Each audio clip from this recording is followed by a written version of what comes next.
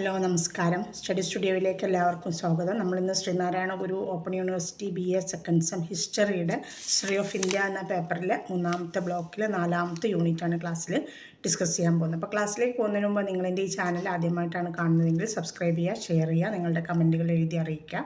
അതോടൊപ്പം തന്നെ എപ്പോഴും പറയുന്ന പോലെ പറയുകയാണ്, പെയ്ഡ് നോട്ട്സ് ഉണ്ട്. ഹിസ്റ്ററി, സോഷ്യോളജി, മലയാളം BA കാരുടെയൊക്കെ നോട്ട്സ് ഉണ്ട്. അപ്പോൾ നോട്ട്സ് ആവശ്യമുള്ളവരുണ്ടെങ്കിൽ വാട്സപ്പ് നമ്പറിൽ ഫസ്റ്റ് സെക്കൻഡ് സെമ്മുകളാണ് കേട്ടോ. അപ്പോൾ ആവശ്യമുള്ളവരുണ്ടെങ്കിൽ വാട്സപ്പ് നമ്പറിൽ വന്നാൽ ഡീറ്റെയിൽസ് തരാം. വാട്സപ്പ് നമ്പർ മുൻ വീഡിയോയിലൊക്കെ ഡിസ്ക്രിപ്ഷൻ ബോക്സിൽ കൊടുത്തിട്ടുണ്ട്.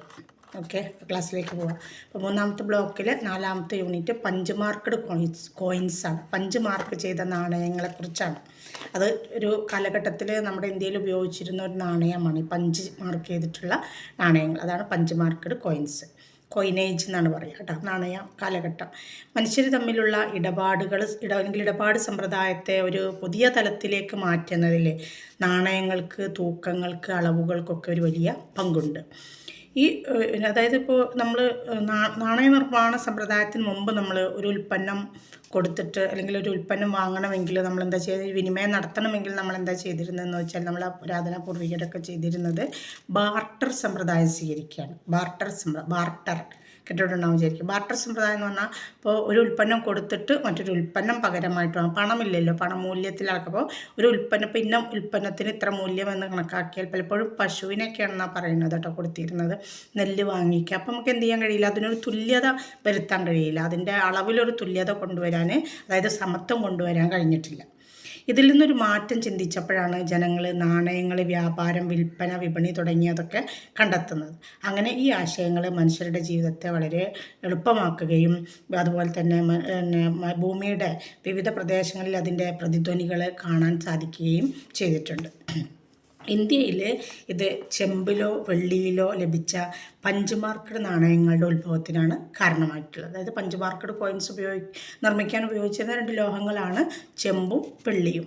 ഇത് ഇന്ത്യൻ മഹാജനപദ കാലത്ത് സമ്പദ് വ്യവസ്ഥയിലേക്ക് കൊണ്ടുവരിക എങ്കിൽ ആ കാലഘട്ടത്തിലാണ് സമ്പദ് വ്യവസ്ഥയിലേക്ക് കൊണ്ടുവന്നിട്ടുള്ളത്. 5 മാർക്ക് ചെയ്ത നാണയങ്ങളെ BC 6-ാം നൂറ്റാണ്ടിനും AD 1-ാം നൂറ്റാണ്ടിനും ഇടയിലാണ് കണ്ടെത്തിയതെന്നാണ് പൊതുവെ അംഗീകരിച്ച് പല അഭിപ്രായങ്ങളുണ്ട്. അതിൽ പൊതുവെ അംഗീകരിച്ചിട്ടുള്ള അഭിപ്രായം അതാണ്. എന്താണ് BC 6-ാം നൂറ്റാണ്ട്. ബുദ്ധ ജൈന മതങ്ങളുടെയൊക്കെ ഉയർച്ച, മഹാജനപദങ്ങളുടെയൊക്കെ ആ കാലഘട്ടം മുതൽക്കിങ്ങോട്ട് 1-ാം നൂറ്റാണ്ട് വരെയാണ് ഇതിൻ്റെ കാലഘട്ടം എന്നാണ് പൊതുവെ കണക്കാക്കിയിട്ടുള്ളത്. ഇത് കർഷപണങ്ങൾ അങ്ങനെയാണ്. കർഷപണങ്ങൾ, പുരാണങ്ങൾ, അഹത്ത് അല്ലെങ്കിൽ പന എന്നീ വ്യത്യസ്ത പേരുകളിലൊക്കെയാണ് ഇതിനെ തുടക്കത്തിൽ വിളിച്ചിരുന്നത്. 5 അടയാളപ്പെടുത്തിയ നാണയങ്ങൾ വിവിധ സ്ഥലങ്ങളിൽ നിന്ന് കുഴിച്ചെടുക്കപ്പെട്ടിട്ടുണ്ട്. ഇന്ത്യയിലെ തന്നെ വിവിധ സ്ഥലങ്ങളിൽ നിന്ന് കുഴിച്ചെടുക്കപ്പെട്ടിട്ടുണ്ട്. അതെല്ലാം നമുക്ക് കാണാൻ പഠിക്കാൻ കഴിയില്ല. ചില അഥവാ 1 വേർഡ് എങ്ങാനും 2 മാർക്കിനെങ്ങാനും ചോദിച്ചാലോ എന്ന് കരുതിയിട്ടൊന്ന് പറയാം കേട്ടോ. ഞാൻ പറയാം. അതിന് മുന്നേ അവൻ്റെ ആകൃതി പറയാം. ഓവൽ ഷേപ്പിലുണ്ടായിരുന്നു, വൃത്താകൃതിയിലുണ്ടായിരുന്നു, ചതുരത്തിൽ, ദീർഘചതുരം എന്നിങ്ങനെ വ്യത്യസ്ത ആകൃതികളിൽ 5 മാർക്കഡ് നാണയങ്ങൾ കണ്ടെത്തിയിട്ടുണ്ട്. അറിയപ്പെടാത്ത കുറേ നാണയങ്ങളുണ്ട് കേട്ടോ. അപ്പോൾ അതിന് അതിൽ ചിലത് ക്രമരഹിതമായ രീതിയിൽ ഉള്ളതാണെന്ന് പറയുന്നത്. തക്ഷശില, രാജഗ്രഹം, വാരാണസി, ഹസ്തിനപുര തുടങ്ങിയ സ്ഥലങ്ങളിൽ നിന്ന് ലഭിച്ച ദൃഢമായ തെളിവുകൾ ഈ നാണയങ്ങളുടെ വിനിമയ മൂല്യം ആന്തരികവും ബാഹ്യവുമായ ഇടപെടലുകളിൽ അല്ലെങ്കിൽ ഇടപാടുകളിൽ സ്ഥിരത പുലർത്തിയിരുന്നു എന്ന് തെളിയിക്കുന്ന വിധത്തിലുള്ളതാണ്. നാണയശാസ്ത്രജ്ഞനായ ജോ ക്രിബ് ഗാന്ധാര പ്രദേശത്ത് നിന്ന് 5 അടയാളപ്പെടുത്തിയ നാണയങ്ങളെക്കുറിച്ച് പഠിക്കുകയും ചില പ്രദേശങ്ങളുടെ നാണയ നിർമ്മാണത്തിൽ ഉപയോഗിക്കുന്ന ചില പ്രത്യേക ചിഹ്നങ്ങളുമായി ബന്ധപ്പെട്ട സാധാരണമായ ചില കണ്ടെത്തലുകൾ അദ്ദേഹം നടത്തുകയും ചെയ്തിട്ടുണ്ട്. അപ്പോൾ അദ്ദേഹം പറയുന്ന അങ്ങനെ കണ്ടെത്തലുകൾ നടത്തിയപ്പോൾ 5 അടയാളപ്പെടുത്തിയ നാണയങ്ങളെക്കുറിച്ച് രസകരമായ ചില വിവരങ്ങൾ ലഭിച്ചിട്ടുണ്ടെന്ന്. അപ്പോൾ ഉദാഹരണത്തിന് സൗരാഷ്ട്ര മേഖലയിൽ കൊമ്പുള്ള കാളയാണ് ഏറ്റവും കൂടുതൽ അതിലുപയോഗിച്ചിരുന്ന ചിഹ്നം നാണയങ്ങളിൽ.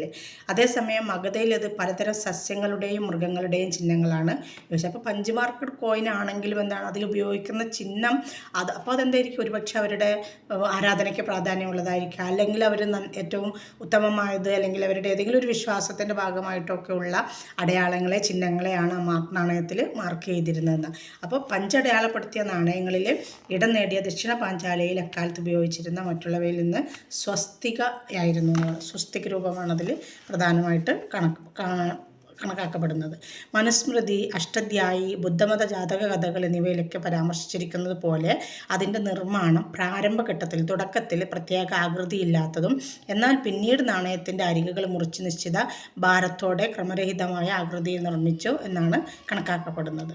അത് വെള്ളിയിലോ ചെമ്പിലോ തന്നെയാണ് അന്നും നിർമ്മിക്കപ്പെട്ടിരുന്നത്. പിന്നീട് അതിനെ ഒരു പഞ്ച് ഉപയോഗിച്ച് അടിച്ച് അതിൽ ചില അടയാളങ്ങൾ അടയാളപ്പെടുത്തുകയും ചെയ്തതായിട്ടാണ് കണക്കാക്കപ്പെടുന്നത്. ഇതായിരുന്നു ഇന്ത്യൻ നാണയത്തിൻ്റെ പരമ്പരാഗത രൂപം. യഥാർത്ഥത്തിൽ സ്വഭാവമനുസരിച്ച് രൂപരഹിതമായിരുന്നു ഇന്ത്യയിലെ ആദ്യകാല നാണയങ്ങൾ. ഗ്രീക്ക് അക്യുമെനിഡ് നാണയങ്ങൾ പഞ്ചടയാളപ്പെടുത്തിയ നാണയങ്ങൾ ഉപയോഗിച്ചിരുന്നതായിട്ട് പറയപ്പെടുന്നുണ്ട്. ഈ കാലഘട്ടത്തിൽ കാബൂൾ, തക്ഷശില, അതുപോലെ പുഷ്കലാവതി തുടങ്ങിയ സ്ഥലങ്ങളിൽ നിന്നുള്ള കണ്ടെത്തലുകളിൽ നിന്ന് ഇത് സാക്ഷ്യപ്പെടുത്തുന്നുമുണ്ട്. 0.11 ഗ്രാം ഭാരമുള്ള ഇടപാടുകളെ റാട്ടി എന്ന യൂണിറ്റിലാണ് അളന്നിരുന്നത്. അളക്കുന്നൊരു ഇപ്പോൾ നമ്മൾ സെൻറ്റിമീറ്റർ, മീറ്റർ എന്നൊക്കെ പറയില്ല, അതേപോലെ ഒരു വെയിറ്റ് കിലോ, ഇത്ര കിലോഗ്രാം എന്നൊക്കെ പറയില്ല, അതിന് പകരം ഉപയോഗിക്കുന്ന ഒരു യൂണിറ്റാണ് എന്ത്, റാട്ടി എന്ന് പറയുന്നത്. അപ്പോൾ 0.11 ഗ്രാം ഭാരമുള്ള ഇടപാടുകളിൽ ഇത്ര റാട്ടി യൂണിറ്റ് എന്നാണ് കണക്കാക്കിയിരുന്നത്. മൗര്യന്മാരുടെ കാലം വരെ മഗധൻ ഭരണകൂടം ഇത് പ്രചാരത്തിലാക്കുകയും ചെയ്തു.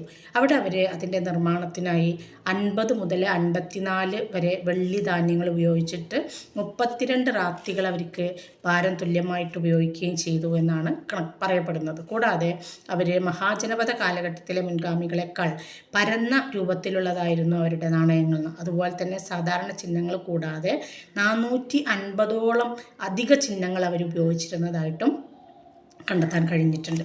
ഈ നാണയങ്ങൾ മൗര്യാനന്തര കാലഘട്ടത്തിലെ ജാതീയമായ രീതിയിലുള്ള ചില നാണയങ്ങൾ വന്നപ്പോൾ മാറ്റി സ്ഥാപിക്കുകയും ചെയ്തു എന്ന് പറയപ്പെടും. അപ്പോൾ മൗര്യന്മാരുടെ വരവ് വരെ ഏകദേശം ഇന്ത്യയിൽ ഏത് തന്നെയാണ് കാര്യമായിട്ട് ഉപയോഗിച്ചിരുന്നത്, നാണയമായിട്ട് ഉപയോഗിച്ചിരുന്നെങ്കിൽ അത് പഞ്ച് മാർക്കഡ് നാണയം തന്നെയായിരുന്നു. പഞ്ചടയാളപ്പെടുത്തിയ നാണയം ആളുകളെ സ്വാധീനിച്ച പ്രധാന മേഖലകളിൽ ഒന്ന് വ്യാപാരവും വാണിജ്യവുമാണ്. അതിനുള്ള പണം നമ്മൾ ഉപയോഗിക്കുന്നു. ജനങ്ങളുടെ ഇടപാടിനെ അടിസ്ഥാനമാക്കിയുള്ള മുൻകാല സമ്പ്രദായങ്ങളിൽ നിന്ന് വ്യത്യസ്തമായി ഈ നാണയങ്ങളിൽ കൈവരിച്ച ഏകീകൃതതയും അതുപോലെ തന്നെ അനുയോജ്യതയും സമൂഹത്തിന് വളരെയധികം അക്കാലത്ത് പ്രയോജനം ചെയ്തിട്ടുണ്ട്. പണമിടപാട്, കടം കൊടുക്കൽ തുടങ്ങിയ പുതിയ തൊഴിലുകൾ സൃഷ്ടിക്കുന്നതിനും ഈ നാണയങ്ങൾ ഇടവരുത്തിയിട്ടുണ്ട്. പുതിയതായി കണ്ടെത്തിയ സംവിധാനം സാമൂഹിക ഘടനയെയും പ്രവർത്തനത്തെയും മാറ്റിമറിക്കുകയും രാഷ്ട്രീയ തീരുമാനങ്ങൾ, പ്രത്യേകമായി ധനകാര്യം, കൃഷിയുമായി ബന്ധപ്പെട്ട രാഷ്ട്രീയ തീരുമാനങ്ങൾ നടപ്പിലാക്കൽ എന്നിവയൊക്കെ സഹായിക്കുകയും ചെയ്തിട്ടുണ്ട്. അപ്പോൾ ഉൽപ്പന്നങ്ങൾ അളന്ന് തിട്ടപ്പെടുത്തി കൊടുക്കാൻ കഴിയില്ല. അതാണ് കൃഷിയുമായി ബന്ധപ്പെട്ട കാര്യങ്ങളിൽ എന്ന് പറയുന്നത് കേട്ടോ. ദൈനംദിന ആവശ്യങ്ങൾക്ക് വേണ്ടി കാര്യങ്ങൾ പരസ്പരം കൈമാറുമ്പോൾ ആളുകൾ സ്വാതന്ത്ര്യവും സുരക്ഷിതത്വവും ആസ്വദിക്കാൻ തുടങ്ങി. ഇതിന് ശേഷം പഞ്ച് മാർക്കഡ് നാണയങ്ങൾ അതായത് ഇപ്പോൾ നമ്മളൊരു പശുവിനെയൊക്കെ കൊടുത്തിട്ട് 1 കിലോക്ക് തുല്യ അരി വാങ്ങുമ്പോൾ ഉണ്ടാകുന്നൊരവസ്ഥ ഒന്ന് ആലോചിച്ച് നോക്കാം. അപ്പോൾ അവർക്ക് പ്രത്യേക സ്വാതന്ത്ര്യവും അതുപോലെ തന്നെ ഒരു സുരക്ഷിതത്വവും ഒക്കെ അവരിതിലൂടെ കണ്ടെത്തുകയായിരുന്നു. ബാർട്ടർ സമ്പ്രദായത്തിൽ താറുമാറായ അനുഭവങ്ങൾ പ്രാദേശിക അഥവാ വാണിജ്യ കേന്ദ്രങ്ങളിൽ ചരക്കുകളുടെയും സേവനങ്ങളുടെയൊക്കെ ലഭ്യതയ്ക്ക് വഴിയൊരുക്കിയതും പഞ്ച് മാർക്കഡ് നാണയങ്ങൾ വന്നതോടു കൂടിയിട്ടാണ്. ആളുകൾ പഞ്ച് മാർക്ക് ചെയ്ത നാണയങ്ങളിലൂടെ പണം അടച്ച് അവർക്ക് ആവശ്യമുള്ള സാധനങ്ങൾ ലഭ്യമാക്കാൻ അല്ലെങ്കിൽ വാങ്ങാൻ തുടങ്ങി. ഗ്രീസ് പോലെയുള്ള ചില വിദേശ രാജ്യങ്ങളുടെ വ്യാപാരം നടത്താൻ നാണയങ്ങൾ വളരെയധികം സഹായകമായിട്ടുണ്ട്. ആർക്ക്? നമ്മുടെ പൂർവികരായിട്ടുള്ള മഹാജനപദങ്ങളിലെയും അതുപോലെ അതിനു മുമ്പുള്ള കാലഘട്ടത്തിലേക്ക് ആളുകൾക്ക് ഗ്രീക്ക് രാജ്യങ്ങളുമായിട്ടൊക്കെ വ്യാപാരം നടത്താൻ ഈ നാണയങ്ങൾ ഏറെ പ്രയോജനപ്പെട്ടു എന്നാണ് പറയുന്നത്. ഈ പ്രത്യേക കാലഘട്ടത്തിൽ രാജ്യങ്ങളുടെ മൊത്തത്തിലുള്ള പുരോഗതിയെ അത് സഹായിച്ചു. ഈ സംവിധാനത്തിലൂടെ ഇന്ത്യൻ സമ്പദ് വ്യവസ്ഥയുടെ നിലവാരവും മൂല്യവും സ്ഥാപിക്കപ്പെട്ടു എന്നാണ്. അതായത് ഇന്ത്യയുടെ ഉറുപ്പികയ്ക്കൊക്കെ ഒരു വിലയുണ്ടാകുമ്പം രാജ്യത്തിന് അതിൻ്റേതായ ഒരു സ്ഥാനവും വിലയും ഒക്കെ ലഭ്യമാകും. ഇത് നാണയ സമ്പ്രദായത്തിലെ കൂടുതൽ വികസനത്തിൻ്റെ ഒരു മുന്നോടിയായിട്ടാണ് കണക്കാക്കുന്നത്. അതായത് പിന്നീട് അങ്ങോട്ട് നാണയങ്ങൾ, കറൻസി അടിച്ചിറക്കുന്നതിനുള്ള ഒരു കരുത്തായിട്ട് അല്ലെങ്കിൽ അതിനുള്ള ഒരു മുന്നോടിയായിട്ടാണ് ഈ പഞ്ച് മാർക്കഡ് കോയിൻസിൻ്റെ ഉത്ഭവത്തെ അല്ലെങ്കിൽ അതിൻ്റെ ആരംഭത്തെയും അതിൻ്റെ ഉപയോഗത്തെയും ഒക്കെ കണക്കാക്കപ്പെടുന്നത്. അപ്പോൾ ഇതിൽ നിന്ന് നമുക്ക് ചെറിയൊരു യൂണിറ്റാണ്, പക്ഷേ 1 വേർഡ് ഉണ്ടാവും. അത് കൂടാതെ ഒറ്റൊരു ക്വസ്റ്റ്യൻ നമ്മളിതിൽ നന്നായിട്ട് പഠിച്ചു വെച്ചാൽ ആ ഒരു ക്വസ്റ്റ്യൻ എന്തായാലും ഉറപ്പുമാണ്. എന്താണ്? Write a short note on punch marked coins. 5 മാർക്കിനാണ് ചോദിക്കുക. Write a short note on punch marked coins. Punch mark ചെയ്ത നാണയങ്ങളെക്കുറിച്ചൊരു കുറിപ്പ് തയ്യാറാക്കുക എന്ന്. 5 മാർക്കിനാണെങ്കിൽ നമ്മൾ അതിൻ്റെ ഉത്ഭവം തുടങ്ങിയിട്ട് ഇങ്ങോട്ട്, അതായത് ഇന്ന കാലത്തൊക്കെ ഉണ്ടായിരുന്നു, ഇന്ന സ്ഥലങ്ങളിൽ നിന്നെല്ലാം കണ്ടെത്തി, പിന്നെ എന്താണ് അതിൻ്റെ പ്രത്യേകത, അതിനുശേഷം സമൂഹത്തിലുണ്ടായ മാറ്റങ്ങൾ എന്തെല്ലാം, ഇത്രയും കാര്യങ്ങൾ അതിൽ ഉൾപ്പെടുത്തി എഴുതിയാൽ അതിൻ്റെ ആൻസറായി കേട്ടോ. Okay, thanks.